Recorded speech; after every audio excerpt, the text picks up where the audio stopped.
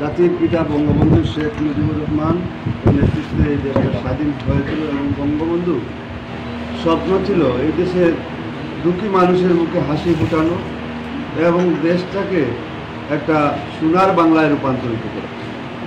বঙ্গবন্ধু তার স্বপ্ন পূরণ করতে পারেন নাই, তার তিনিকে সেই সুযোগ দেওয়া হয় না। আজকে মাননীয় প্রধানমন্ত্রী জননেত্রী শেখ হাসিনা ক্ষমতা গ্রহণের পরে আজকে প্রায় 15 বছর এক লাগাতারভাবে এই বাংলাদেশের প্রধানমন্ত্রীর দায়িত্বে আছেন এবং তিনি দেশের যে উন্নয়ন করেছেন, সমাজের যে উন্নয়ন করেছেন, আমার সাধারণ মানুষের জীবনমানের যে উন্নয়ন করেছেন, এটা অতীতে কোনো সরকার কিন্তু করে না।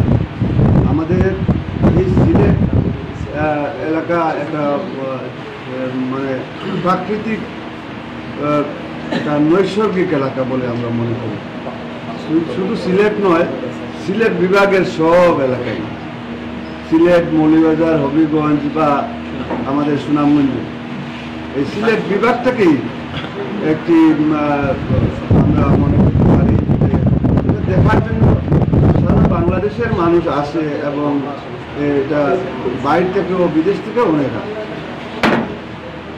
যে কারণে আজকে মাননীয় প্রধানমন্ত্রী জননেত্রী শেখ হাসিনা দেশের যে উন্নয়ন করেছেন, জাতির যে উন্নয়ন করেছেন, আমরা পরিবেশ, বন ও জলবায়ু পরিবর্তন মন্ত্রণালয়ের দায়িত্বে আমরাও আমাদের মন্ত্রণালয়ের পক্ষ থেকে এইভাবে অনেক কাজ, এটা কেউ চিন্তা করছিলেন যে এখানে অনেক দিন চলে গেল, অনেক সরকার আসলো গেল, আপনাদের এলাকায় এইরকম একটা বসার জায়গা, যে বিদেশিরা আসে বা বাইরের এলাকার মানুষ আসবে, বসার একটা জায়গা পাবে না, সে ওয়াশরুম ব্যবহারের কোনো সুযোগ পাবে না, কিন্তু তারা কোনো চিন্তা করে না দেশের উন্নয়ন করা। তো এখানে আমাদের সরকার মাননীয় প্রধানমন্ত্রীর নেতৃত্বে দেশের উন্নয়নের সাথে সাথে আপনাদের এলাকার উন্নয়ন, এখানে ইউনিয়নটা বিস্তারিতভাবে তুলে ধরছে। আমরা মনে করি এই এলাকার আরও উন্নয়ন হওয়া দরকার। এই এলাকার জনসাধারণ জীবনমান উন্নয়নের জন্য আপনাদের নির্বাচিত এমপি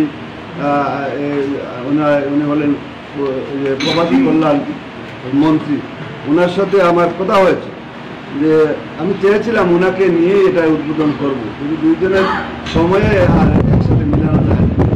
কালকে মনে হয় গেছেন ঢাকায়, আজকে আমি আসছি। আমি গত সোমবার ওনার সাথে কথা হয়েছে, বলছেন আপনি করেন, আমি পরবর্তীতে যাবো। যাই হোক, আমার খুব ইচ্ছা ছিল ওনাকে নিয়ে এই আপনাদের এটার উদ্বোধন করা, আর আপনাদের সাথে সাক্ষাৎ হলে আমরা অনেক কিছু জানতে পারতাম আপনাদের এলাকায়। যাই হোক, গোয়াইনঘাট এলাকা একটা ঐতিহ্যবাহী এলাকা।